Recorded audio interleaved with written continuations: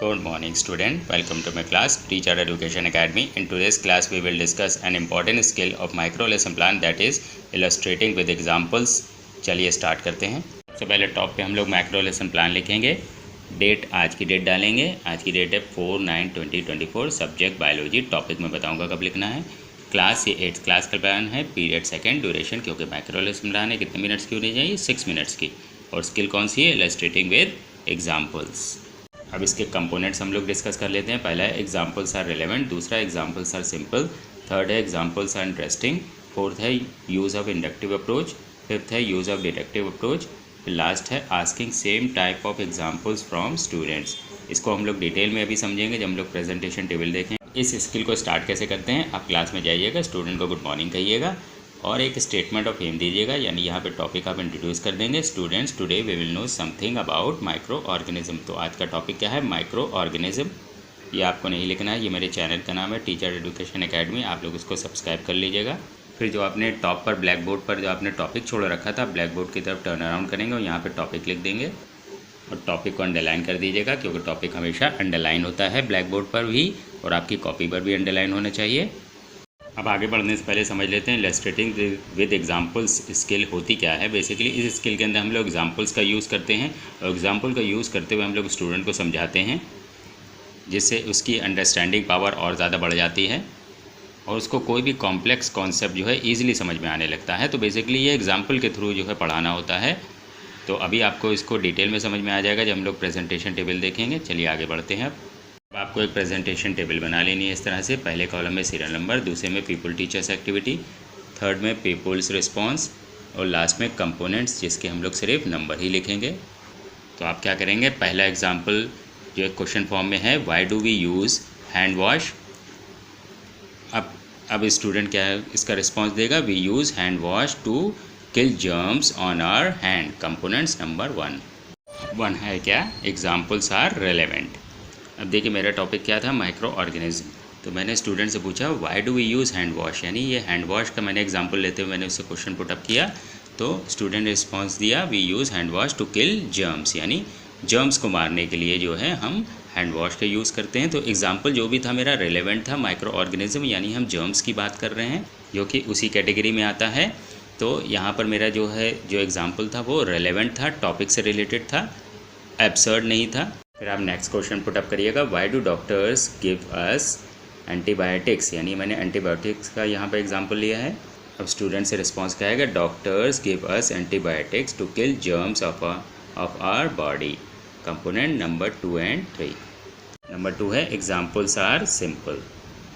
अब देखिए जो भी एग्जाम्पल होने चाहिए बहुत सिंपल होने चाहिए। 8th क्लास का प्लान है। अब डॉक्टर्स जो एंटीबायोटिक्स क्यों देते हैं, स्टूडेंट ने रिस्पॉन्स दिया, doctor give us antibiotics to kill germs of our body. अब ये इसको पता है कि जब हम बीमार पड़ते हैं तो डॉक्टर एंटीबायोटिक्स देते हैं जो उस बीमारी को ख़त्म करते हैं, कैसे, जर्म्स को मार कर।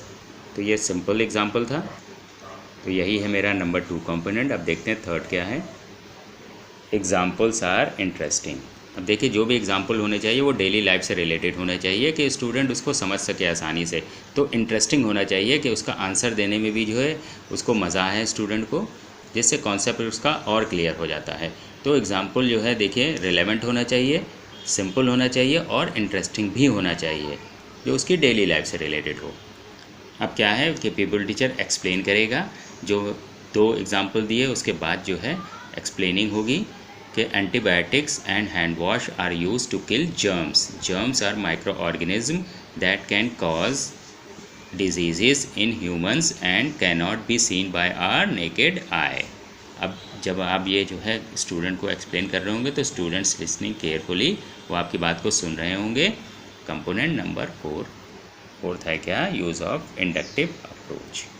अब देखिए जब कभी कभी आप एग्जाम्पल देते हैं और फिर एग्जाम्पल के बाद आप कॉन्सेप्ट या प्रिंसिपल तक पहुंचते हैं, यानी आप सिंपल टू कॉम्प्लेक्स जाते हैं, यानी हमने कुछ ऑब्जर्वेशन करी उसके बाद हमने एक थ्योरी बनाई, यानी एक कॉन्सेप्ट तक पहुँचे, तो वो कहलाया जाता है इंडक्टिव अप्रोच। देखिए यहाँ पर मैंने एंटीबायोटिक्स और हैंड वॉश का जो एग्जाम्पल दिया और फिर उसके बाद मैंने बताया जर्म्स के बारे में कि germs are microorganism that can cause disease in humans and can not be seen by our naked eye. तो मैंने पहले एग्जाम्पल दिया, फिर मैंने कॉन्सेप्ट या प्रिंसिपल समझाया, तो यही होता है इंडक्टिव अप्रोच। और उस टाइम पे स्टूडेंट सुन रहे होंगे जब आप ये एक्सप्लेन कर रहे होंगे। यही है मेरा fourth component, use of inductive approach. यानी पहले एग्जांपल दीजिए, फिर उसके बाद स्टूडेंट को कॉन्सेप्ट समझाइए। देखिए मैंने आसानी से 2 क्वेश्चन पूछे और फिर उसके बाद उसको एक्सप्लेन कर दिया उन्हीं एग्जाम्पल का यूज़ करते हुए।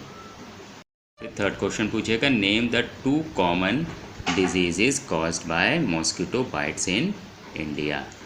अब स्टूडेंट से रिस्पॉन्स क्या आएगा, malaria and dengue are common disease caused by mosquito bites in India. Component number 6 क्या है, asking same type of examples from students.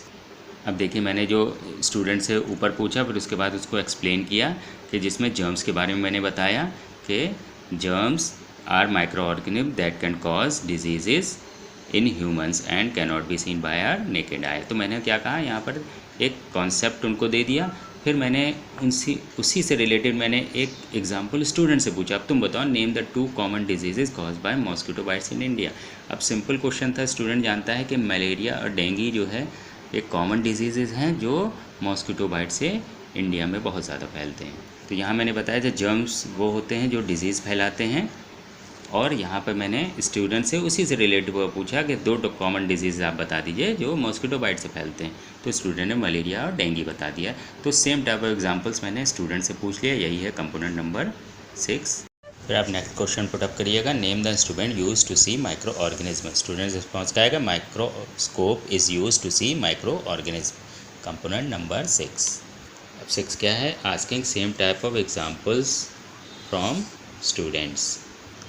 अब देखिए ऊपर भी हमने जो है नंबर 6 कंपोनेंट यूज़ किया था, यहाँ पर हमने स्टूडेंट से पूछा name the instrument use to see microorganism. देखिए यहाँ पे हम माइक्रो ऑर्गेनिज्म की ही बात कर रहे हैं, तो उसी से रिलेटेड मैंने स्टूडेंट से ही पूछा कि कोई ऐसा इंस्ट्रूमेंट बताइए, name the instrument use to see microorganism, जिससे माइक्रो ऑर्गेनिज्म को देखा जाता है।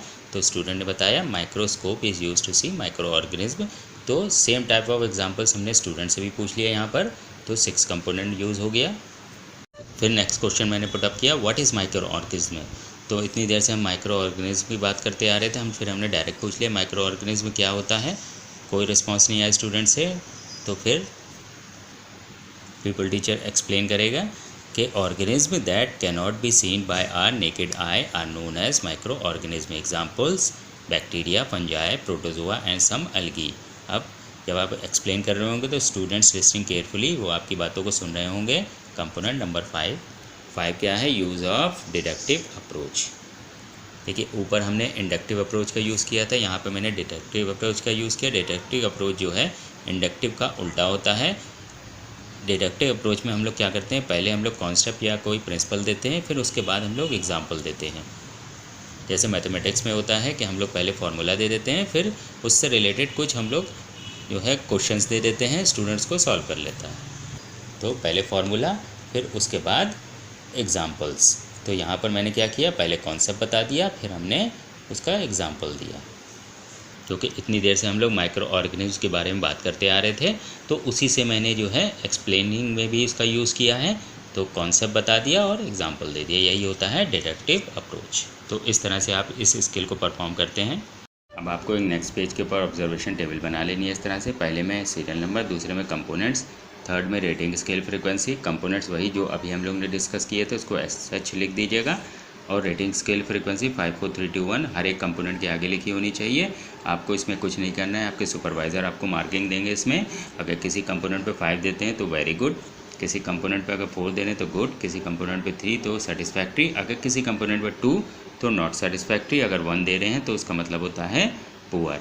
सजेशन फॉर इम्प्रूवमेंट, इसके लिए आप थोड़ी स्पेस छोड़ दीजिएगा। जो भी सजेशन होगा सुपरवाइज़र यहाँ पे लिख देंगे और लास्ट में सुपरवाइज़र अपने सिग्नेचर करते हैं। माइक्रो लेसन प्लान की स्किल यहाँ पर कंप्लीट होती है। Thank you.